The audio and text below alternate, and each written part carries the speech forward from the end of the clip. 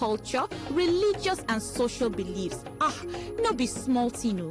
Nigeria na country where God don't bless with different boku languages, and then talk say we get over 520 languages where we dey speak for this our Nigeria. My people, which one you follow join body? You sabi speak your language, abi English don't sama your brain. Oh yeah, make una follow call. Make you tell us where you dey from and the language where you dey speak. Make una speak that language, no use English mix am. If you do am, na or job be your case. Talk am for your language. Na the ogbonge program wey go showcase the plenty languages wey full ground for Naija with ordinary presidents on Human Rights Radio 101.1. Make sure say you follow body.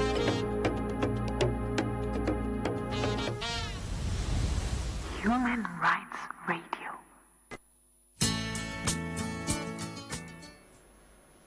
Welcome back. This is Human Rights Radio 101.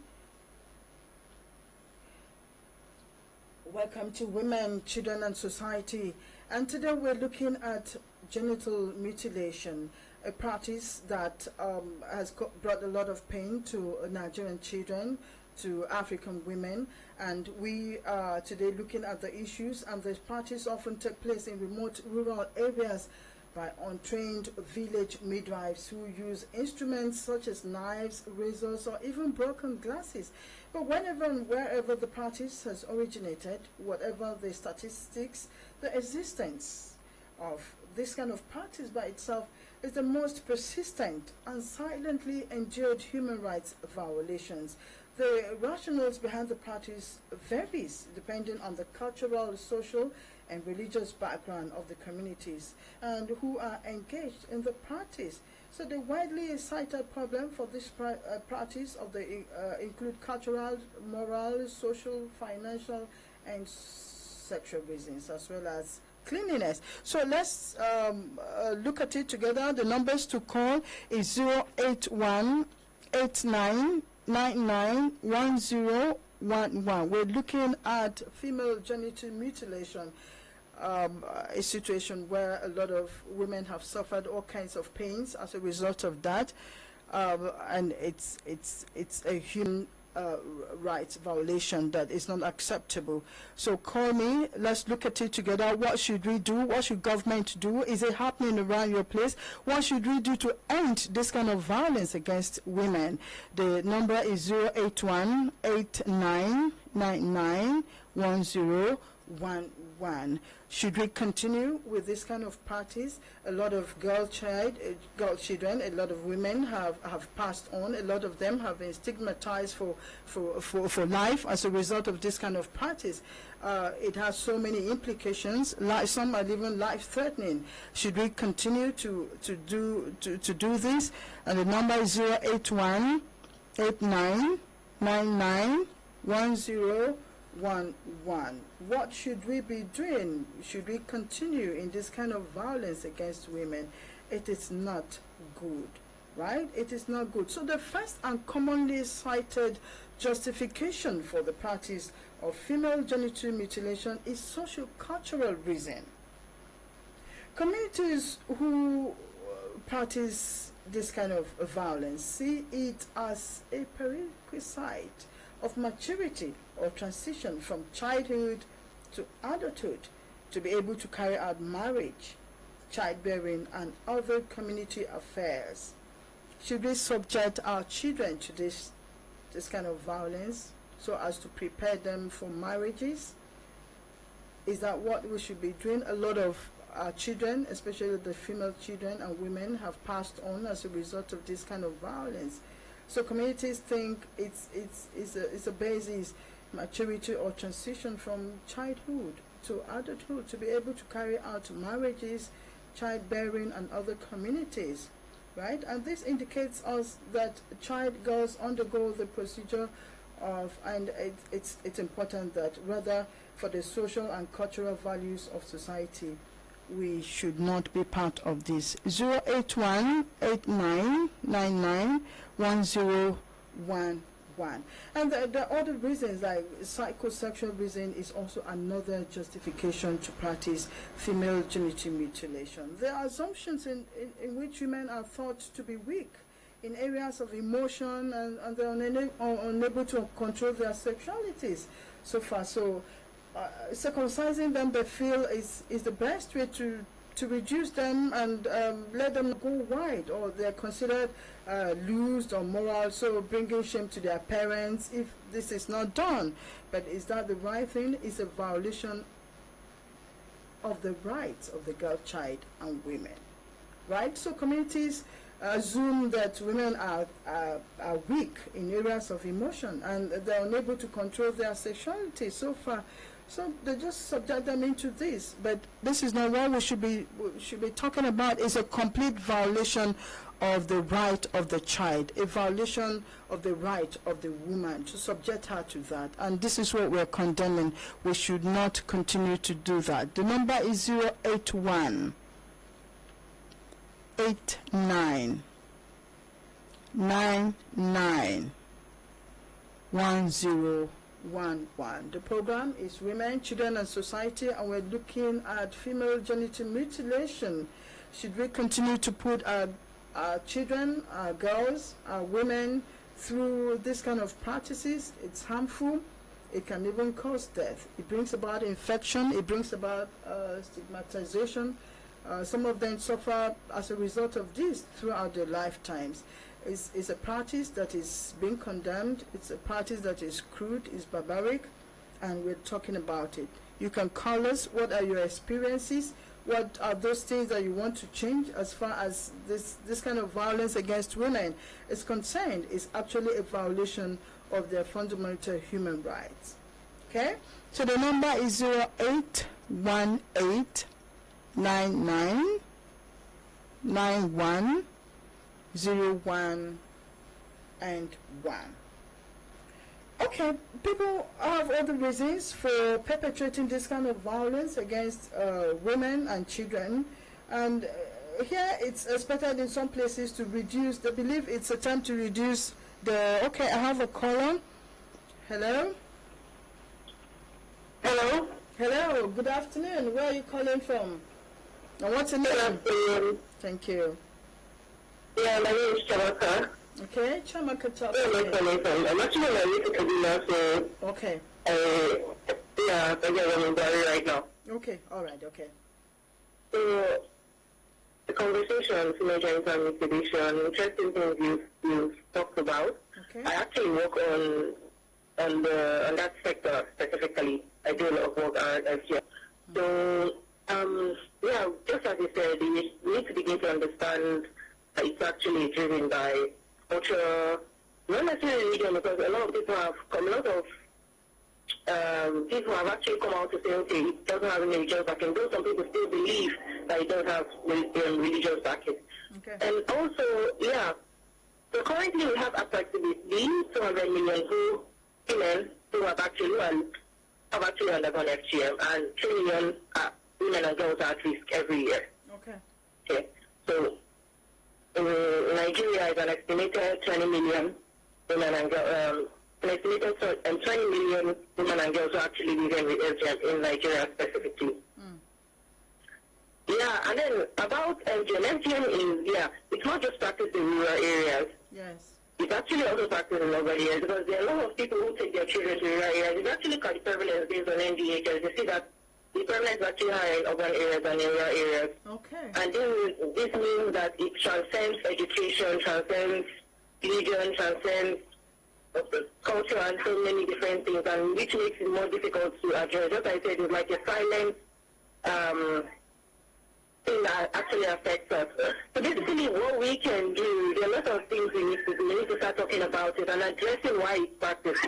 So it's not just about, you talked about things around promiscuity and everything, and there are a lot of myths and misconceptions that actually further the practice. Yes. But it actually stems from ability to want to control a woman's sexuality. Yes. And that's the thing about it. But then there are different things you need to understand that, fine, these people are doing this not because they hate this job, but because they feel this is the best thing for them. Yes. So beginning to address it from that angle, addressing it from the community level, yeah, the laws are good. The government, of course, needs to put laws and then implement them. But the same thing is we need to address it because it's beyond just, when I say behavioral thing, it's more of a social thing. Okay. So laws will help, of course, but equally working in the community is trying to address the reasons why it's actually practiced and begin to demystify those reasons around that actually surround the practice. From your experience working with this, okay, all right, do you think we can achieve a zero level considering the level of understanding of those who are practicing this? Yeah, I think we can, but it actually takes a lot of effort, basically. So, yeah, there's been like a lot of increase in. A few years ago, we were not talking about FGM like we are talking about it today. Yes. And from when Nigeria, it was 1994 when Nigeria decided to actually take it up as an issue till now, we've only had about 5% reduction thereabout, or right, it's 2018 now. We've only had about 5% reduction, but there's a lot of work going on right now. People are beginning to talk about the practice. And communities are actually abandoning, like a community in the State abandoned the practice a few months ago. One in River State did the same. Okay. So communities are actually publicly declaring that they are abandoning the practice, but there's so much more we need to do, and we need more of that. So basically working the grassroots as long as I know people in the city who actually take their children back. Okay. Because it's beyond just, it also happens in diaspora. So people from the US bringing their children back to Nigeria for them to undergo the procedure. In the UK, bringing their children.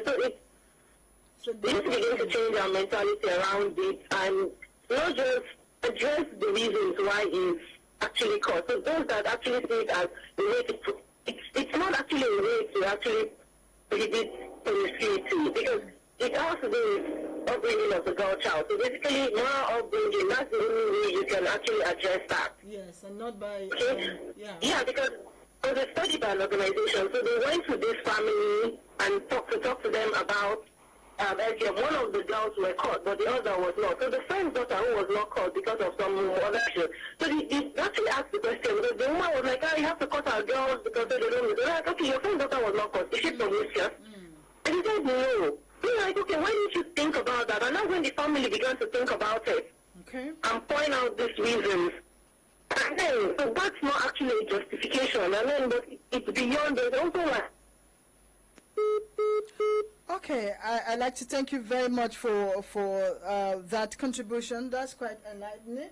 But we need to take a short break now, but we'll be back. Don't go away. This is Human Rights Radio 101.1. Redefining broadcasting. Mama Hawa, now where you dey carry table go so? I just want use antanda take spread this cloth there when I wash for this wire. You know sabi say this one na electric wire? I sabi now, but waiting, you no know say na danger you dey take the place so. In case you no sabi, to dey spread the wet cloth on top electric wire fit kill person o. Even sef, no put your television antenna near electric wire. And if you see any electric wire wey some fall for ground, abeg you no near am o. To dey build, buy and sell, or to dey perform any kind human activity under power line na invitation to danger. When you dey build your house, you must to live with space between the house and the electricity installation, just as law talk am. Make we all dey follow these simple warnings so that we no go put our life and the life of people wey dey around us for danger. From where you get all this important information? From Abuja Electricity Distribution Company, the company wey care well for the safety of im customers for Kogi, Nasarawa and Niger State, plus including the Federal Capital Territory, Abuja. Abuja Electricity Distribution Company want make you stay alive to enjoy them services. Abuja Electricity Distribution Company, power of commitment. Your right, my right, our right. Everybody's right is protected. Human Rights Radio 101.1. Redefining broadcasting. Welcome back. You're still tuned to Human Rights Radio 101.1 FM. And today we're looking at the program is Women, Children and Society, and we're looking at something very, very fundamental, something that is a serious violation of the fundamental human rights of the girl child and women. We're talking about female genital mutilation and the harmful practices. What should we be doing? You can call me, let's contribute, let's share ideas. What should we be doing as a people, as families, as individuals? We shouldn't allow this to continue. We cannot continue to violate the rights of our women and children. Female genital mutilation, according to those who practice it, said it's expected to reduce the girl's sexual desire and prevent sexual experiences before marriage, and to ensure faithfulness of the women to their husband. And so it's practiced to control the desire of the woman.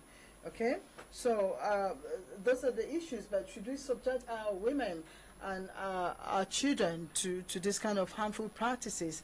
It can result to severe complications. Some have even bled to death while doing that. They are stigmatized, so many things. Some people also, some communities also believe that, removing the external genitalia of girls and women is necessary to make them spiritually clean, and then as required by religion. Okay, so you can call me 081 89 991011. Let's share ideas together. Let's talk about it. Is it still happening around where you are in your communities? Let's talk about it. It's a violation of the rights of the girl child. It's a violation of the right of women, and it has very serious complications, even health, socially. So we shouldn't continue with this kind of practice. You don't need to do that to a woman. All you need to do is to proper upbringing of our children should be what we should be talking about. And it's not only about the girl child, it has to do with the boy child too. So let's look at this together. You can call, let's share our experiences, let's look at how we can stop this kind of practice, right? Okay, so another reason why people do this, they said, is for hygiene reasons. Okay, they believe that the external female genitalia are considered dirty and unsightly, and so will continue to grow bigger as long as it's not chopped off. But this is wrong. Okay, it has nothing to do with promoting hygiene or illnesses or any kind of reason. There's no reason why we should indulge in this. So call me 081 89 991011. Some other people believe that it's part of raising the girl child in a proper manner, and usually they consider it shameful to the young girl or the girl's family if the practice is rejected.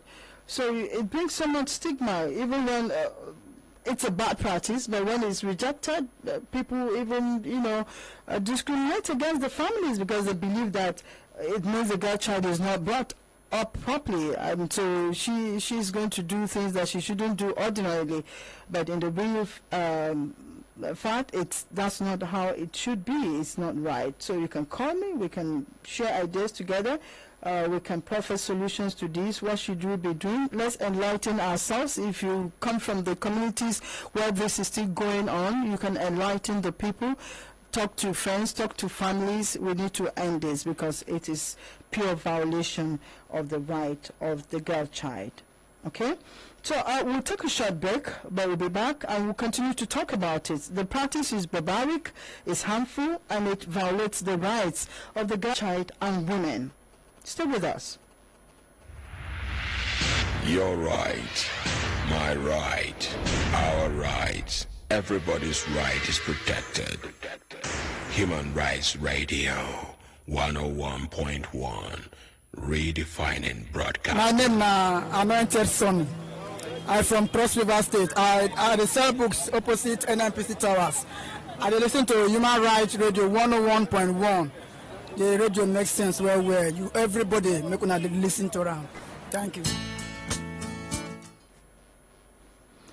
Welcome back, Human Rights Radio 101.1 FM. This is Women, Children, and Society. And today we're looking at something very fundamental, something that affects women and children, especially the girl child. The issue of female genital mutilation. it's a harmful practice that cause a lot of harm to our children, to our women, and we need to share ideas together, enlighten ourselves, because we need to bring it to an end. It's a complete violation of the rights of the girl child and that of the woman. Female genital mutilation has been an issue of the United Nations since the 1940s within the context of the Universal Declaration of Human Rights, and it was seen as a harmful traditional practice right from the 70s and the 80s, and during the United Nations Year for Women, which was 1975 to 1989. So it's something that has been of major concern for a very long time now, but it's unfortunate that we're still practicing this. Right? It doesn't happen only in the rural areas. We learned that even people in the diaspora bring their children home for this kind of practice. It's barbaric, isn't it? We cannot do that, subject our children, our female children, to that kind of pain. We should value and treasure our children, even if they are girls. We should not engage in harmful practices that will put them in trouble later on in life. A lot of children have even bled to death. Some have developed complications, serious complications as a result of infections, because usually it's done by unsterilized equipment, done by people who are not experts, done by untrained midwives and elderly women in the villages. They don't even maintain sterile procedures. It's quite alarming. I think we shouldn't do that. So, but you can call me and we'll share ideas together. How do we end this? What should we be telling our government, stakeholders? How do we strengthen the fight against this kind of violence against women? The Universal Declaration of Human Rights, which was adopted by the United Nations General Assembly in the 1940s, translated it into human rights law, and by two general covenants, both adopted in 1966.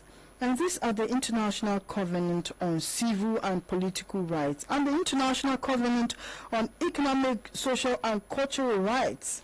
So these covenants prohibit discrimination on the grounds of sex and emphasizes the need for the respect of the rights of persons for the promotion and protection of health. Additionally, the Convention on the Elimination of All Forms of Discrimination against Women. Right? So the Convention Against Torture and Other Cruel, Inhuman and Degrading Treatment or Punishment prohibits the infliction of physical or mental pain or suffering on women. Okay? So these rights are there. It is wrong. We cannot inflict pain. So by the time you indulge in female genital mutilation, you are going against these rights. Pain, torture, physical and both mental, and it's not good. We cannot continue to subject our children to this. It's something that we kick against, and it's something we're saying we need to stop. The government also have to play a major role to ensure that this is. We have laws around that prohibits this, but in the recent, these things are still going on. But I have a caller. Hello. Hello. Hello. Good afternoon. Yes. Good afternoon. Good day. Yes. What's your name? Where are you calling from? I'm Abby. Okay, Abby, please go ahead. Yeah. So I would just like to recommend. Okay. It's actually a very tricky subject. Yes. So I'm just concerned about, we should understand that this is actually people's culture, and then for those that walk around the practice, they try not to use terminologies like barbaric. Okay. You're trying to, if you tell people that what you're doing is that they immediately shut you out and don't want to listen to what you're saying. Okay. All right. Basically. Okay. So we should understand they're doing this because they love their girl children and they want them to get married, for example. Okay. They want them not to listen. So basically to try to address this and tell them that this is actually not the way to go about it. Okay. Yeah, so that's my contribution. So we should understand that this is actually people's culture. Okay. And we should equally respect it and equally not discriminate against girls who have been caught. Yes. Because they're not, Yes. Yes. That's my contribution. Thank you very much. Okay. Thank you very much. All right, okay. Okay, so, all right. So it's some key points there. We cannot discriminate against those who have already had the experience, right? It's a culture of the people, but we are not condemning anybody's culture, but we're saying that there's a need for us to stop this practice. We do it because we love our children and because we don't want them to be bad. That's the understanding, but in the real sense, it's not the best for the girl child. The girl child has a lot to lose if she undergoes this kind of practices, right? It could be harmful. You subject the girl child to infections. You subject the girl child to long-term complications, even after marriage. So there's a need for us to understand and properly channel our energies to in handling some of these issues. I thank you very much for that call. And internationally, there's a shift away from thinking about female genital mutilation as primarily as a health issue, and towards considering it as an issue of women's health and human rights too, because by the end of the day, health issues also come up with it, right? So, but we'll take another break shortly, right? And then we'll be back and we'll be rounding off the program. Welcome, my dear friends. Human Rights Radio. Your 100% effort is not good enough. Give me 101.1 effort. My name is Femi Adeshino. I'm the Special Advisor to the President on Media and Publicity. I'm proud to identify with Human Rights Radio 101.1 FM. I'm glad that this station has come up at a time like this under the administration of President Muhammadu Buhari, a man that respects the human rights of every Nigerian. Human Rights Radio 101.1 FM, redefining broadcasting.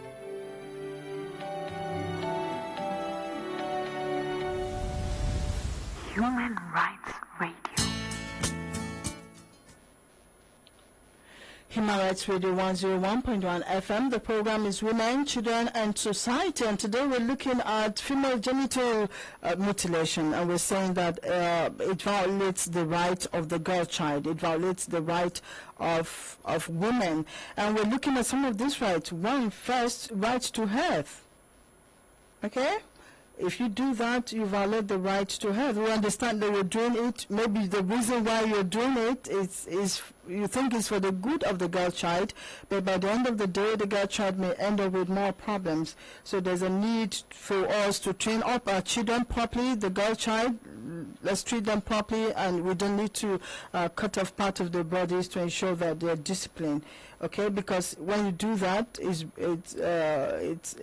a form of violation of the right of that person, because health issues can come up, infection can come as a result of this kind of practice. Bleeding, the child can even bleed to death, so it becomes a health issue, and sometimes it even leads to death, and that's why we cannot continue doing that. Chronic infections can even lead to infertility later in life if you do that, if you subject the girl child to that kind of practice. We also have the right of the child, with the right which says that the child interest must be protected at all times. The children, usually they do it when the children don't give consent, so you just do it without their consent and you're breaching their rights, which is not good. Okay, so we need to be careful. The right to sexual and physical integrity too is violated if you indulge in female genital mutilation. It violates their right, to physical integrity, because you don't know what they want or what they may not want it off. So by the time you take it off, it has a lot of effects on them. So we should learn to avoid and stay away from some of these practices. Yes, like somebody said, it is those doing it have it at the back of them that it is for good, but by the end of the day, we know that it is not for the good of the girl child. Okay, so this is where we end today's edition of the program, Women, Children and Society, and we looked at female genital mutilation, and we are advising that we cut off the practice. It's harmful.